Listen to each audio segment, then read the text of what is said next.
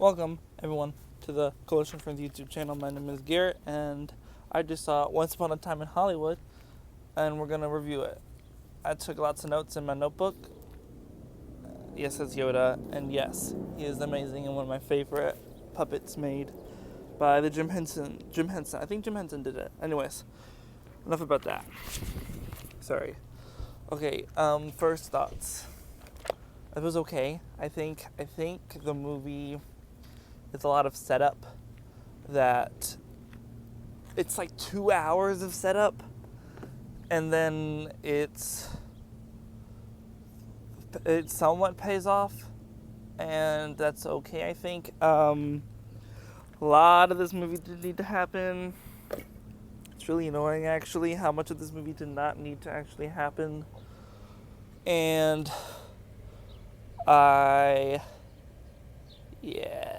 I think it looks great. The cinematography. I love the way Tarantino in this movie shot in cars.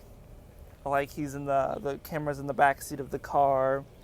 It looks like, and you're driving with them, following the movements, or in the passenger seat. And you're in the space of the car. It's very interesting and very good. I really like that in the movie. Music is great because you have to have different styles. You have to have the Western music.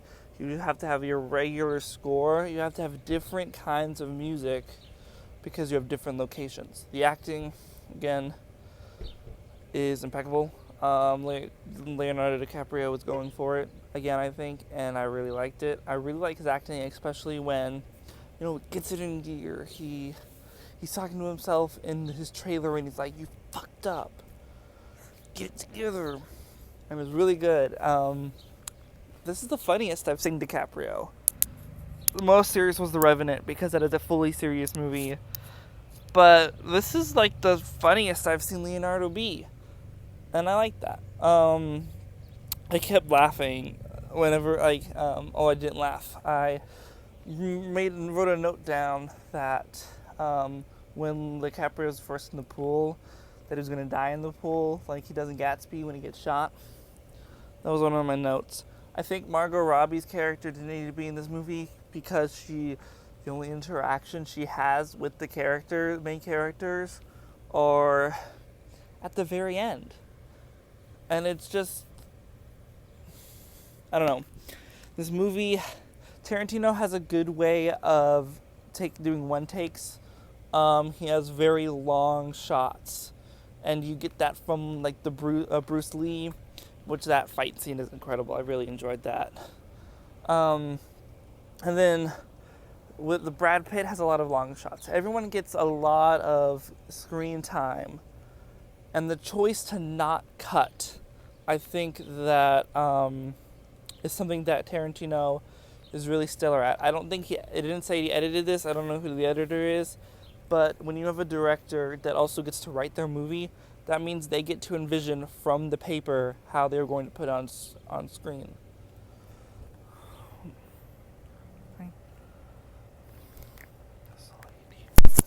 There's a lady.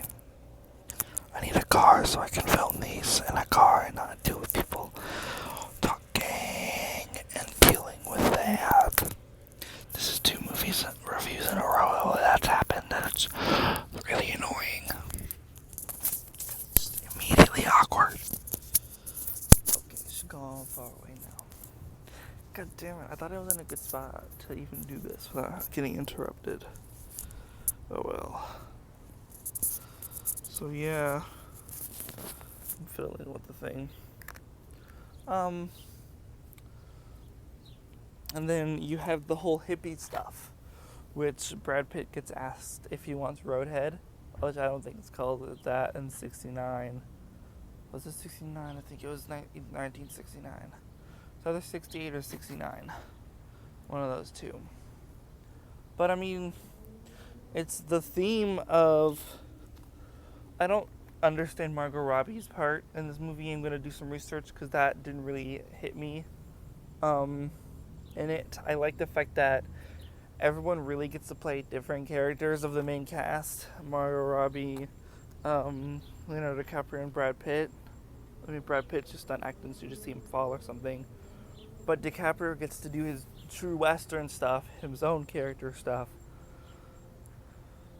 And then Robbie, you also get to see. I really enjoyed the use of the films or television shows that the cast has been in this world of for the movie's sake. You get it cut back to in the early stage of the movie. You get it cut back to Leonardo DiCaprio's characters, stuff he's been in films with, while the dude, which I think is Al Pacino. I don't exactly know who Al Pacino is. I need to watch more movies, but I think that was fine. Let me go to my notes. Hold on, I gotta get to my notes. Look at the sky.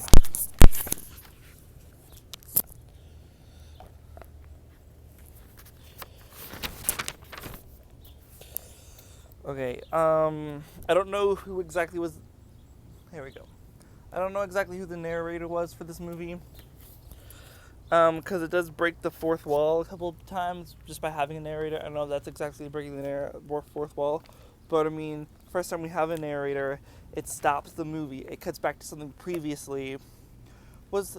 My question is, did the fight scene thing even happen? Is that backstory stuff?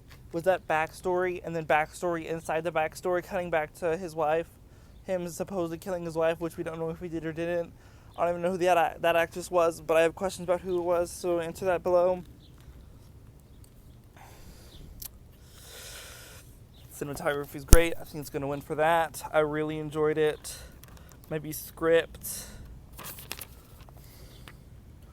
Talked about that. Don't know what that says. Yeah, it's a lot of setup to where you are maybe you don't really know what the movie's going for until they get back from Italy, and then you have the hippies coming, which I guess those are the Mansons. I don't know who the Mansons are, but I guess those are who they are because it says that in the credits. So I don't know. Y'all, for this thumbnail, I don't know what it's gonna be because I don't know my feelings about this movie yet. Sorry.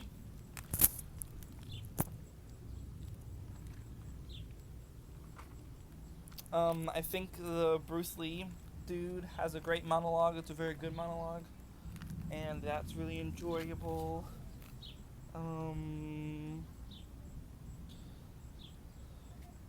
Yeah, I don't know if that fight scene happened, but it was really good.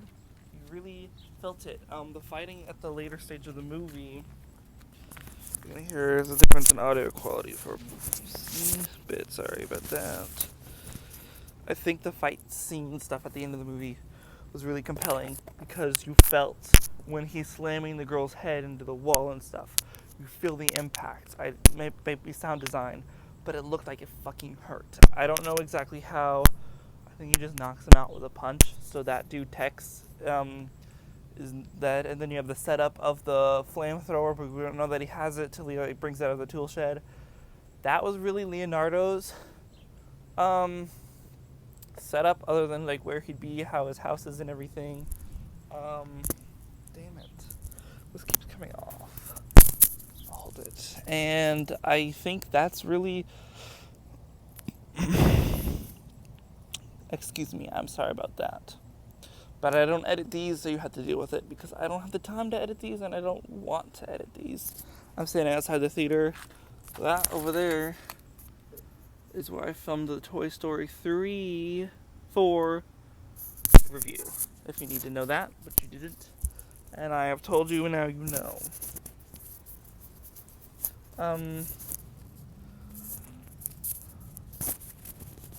Yeah, so the fight stuff is really good. It was just the whole Margot Robbie thing, I think, is a misdirect because you feel like it's going to have some point to it, and it really doesn't. I guess maybe just showing a female's perspective in the late 60s in Hollywood is what Tarantino's trying to go for. Everyone's gonna be like, oh, it's a love letter. And I'm like, I don't know it's a love letter. I didn't live in the late 60s. How am I supposed to know it's a love letter? If it even is one, I don't know. I don't know how Tarantino views the 60s for film and television. I don't know. I didn't get that from this movie. I get that you're dropped into a point of time. I wish we didn't skip 6 months, but I know we needed to bring another character, the girl, the Italian wife, badass chick, or scary cat, I don't know. But, yeah, I don't know. So, if I had to give this a rating, I think I'm giving this 3.5 stars because the filmography really impressed me. It was a great film to look at. I think it had stunning visual techniques on what he's trying to get on screen. I think the music's great. I think the acting is great. I just wish it had a better story that made sense and wasn't like you're wasting your first hour and a half. The little girl is great. They showed Dakota Fanning's name at the beginning of the movie, but she's only in for this small blip part. And I'm like, why even put her on that thing if she's just there for a quick moment? Kurt Russell's in the movie. I was glad to see him again on television. On the big screen for movies. And yeah, those are my thoughts for Once Upon a Time in Hollywood. And if you liked it, give it a like. If you want to see more of these movie reviews, hit subscribe. And in the comments down below, let me know what you thought about this movie. Explain things that I didn't get. And yeah. And then, yeah. Bye.